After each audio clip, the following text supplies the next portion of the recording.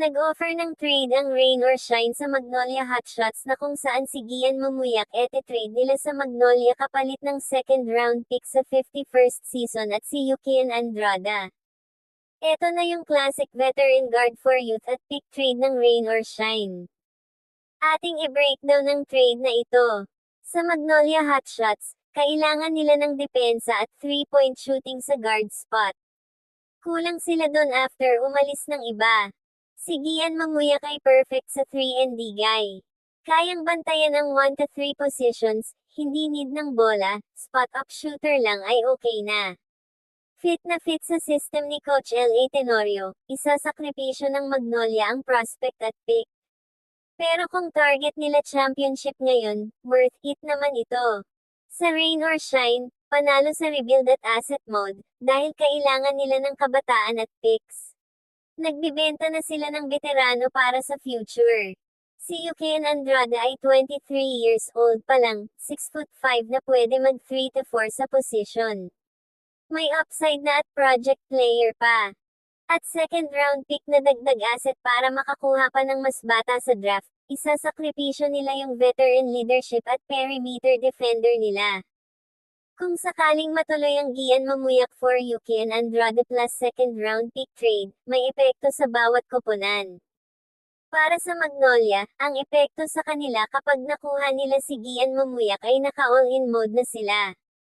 Naka-instant upgrade na ang kanilang depensa, na kanilang problema dati pa dahil nabubutasan sa perimeter.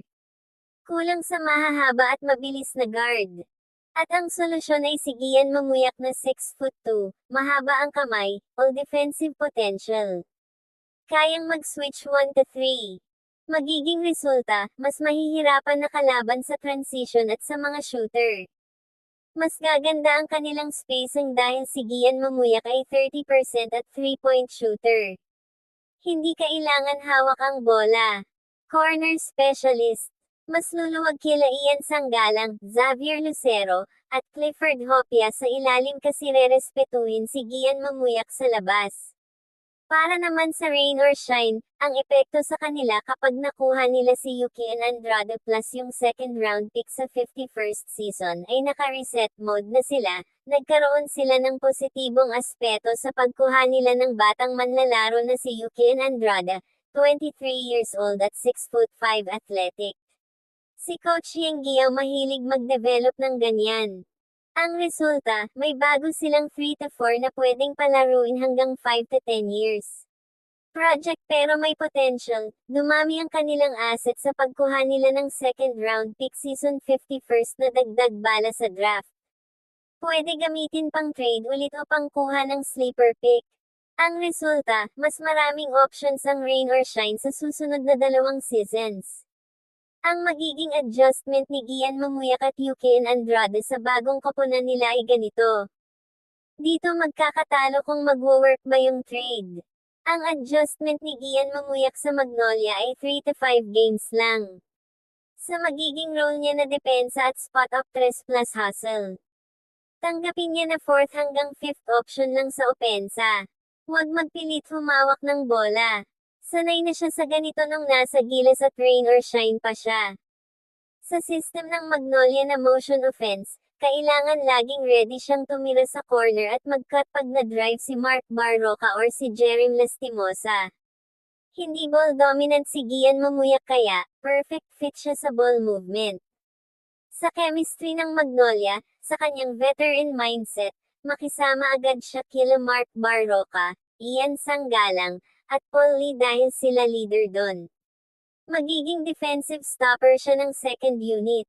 Siya ang magbabantay sa best scorer ng kalaban.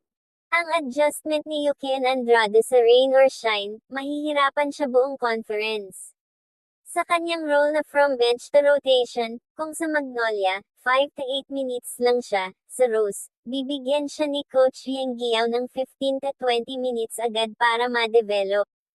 Kailangan lang niya patunayan na deserve niya ang minutes ang ibibigay sa kanya na walang pilit.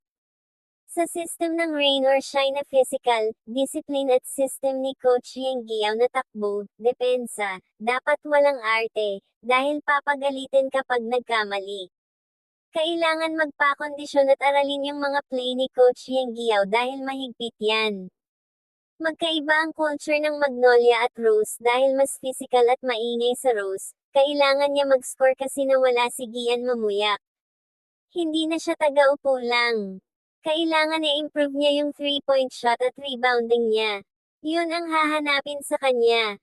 Ang pinakaaabangan dito yung kapag naglaban sila sa playoffs. Gian defense versus Andrade growth, doon natin malalaman kung sino talaga ang panalo. Sa tingin mo, sino ang mag-a-adjust? Si Gian Mamuyak sa contender o si Yukian Andrade sa rebuilding team?